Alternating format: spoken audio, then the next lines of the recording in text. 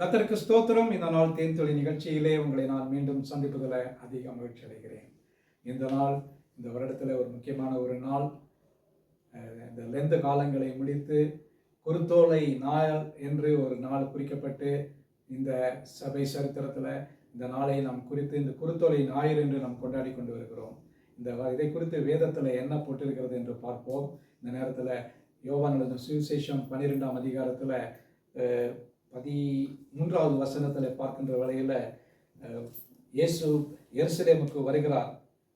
மறுநாளிலே இயேசு எருசலேமுக்கு வருகிறார் என்று பண்டிகைக்கு வந்த திரளான ஜனங்கள் கேள்விப்பட்டு குருத்தோலைகளை பிடித்து கொண்டு அவருக்கு எதிர்கொண்டு போகும்படி புறப்பட்டு, ஓசன்னா, கர்த்தருடைய நாமத்தினாலே வருகிறவர் ஸ்தோத்தரிக்கப்பட்டவர் என்று அவர் சொன்னார்கள். இஸ்ரவேலின் ராஜா ஸ்தோத்தரிக்கப்பட்டவர் என்று ஆர்ப்பரித்தார்கள் என்று பார்க்கிறோம்.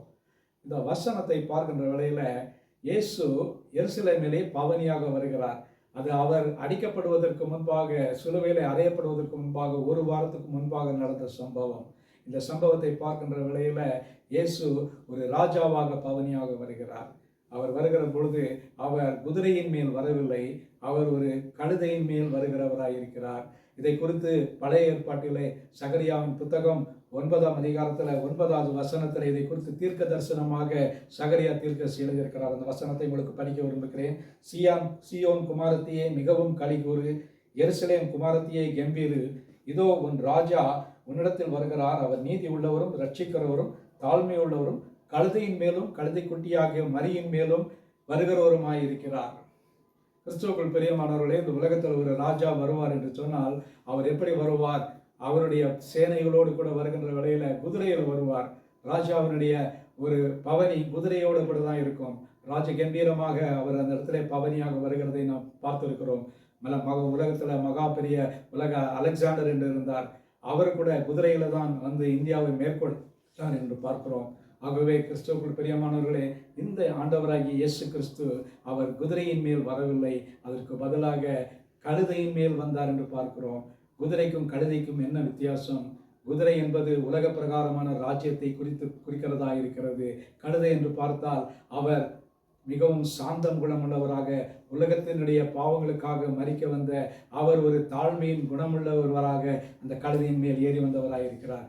அந்த நேரத்தில் இருந்த மக்கள் குதிரையின் மேல் ஏறி வருகிறவரை பார்த்து ஆர்ப்பரித்து குருத்தோலைகளை பிடித்து கொண்டு வருகிறவர் ஆச்சரிக்கப்பட்டவர், இஸ்ரவேலின் ராஜா என்று ஆரவரித்தார்கள். ஆனால் அந்தோ பரிதாபம், இந்த ஆரவார கும்பல் அடுத்த வாரம் எங்கே போயிற்று என்று தெரியவில்லை.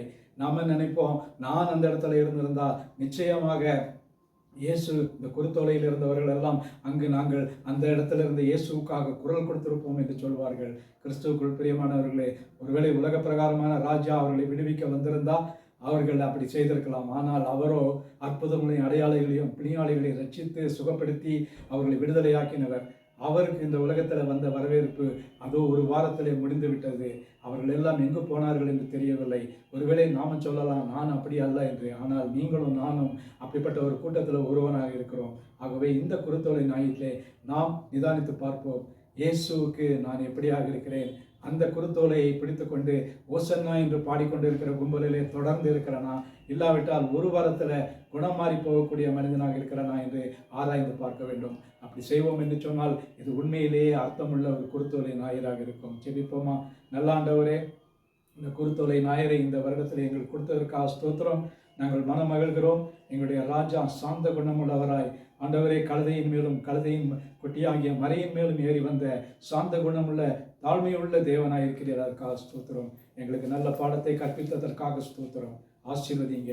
மீட்பர் இயேசுவின் நாமத்தில் ஜெபிக்கிறேன் நல்ல பிதாவே. ஆமேன், ஆமேன். கர்த்தர் உங்களை ஆசீர்வதிப்பாராக. இந்த நாள் ஒரு மகிழ்ச்சியும் சந்தோஷமான ஆசீர்வாதமான ஒரு நாளாக அமையட்டும்.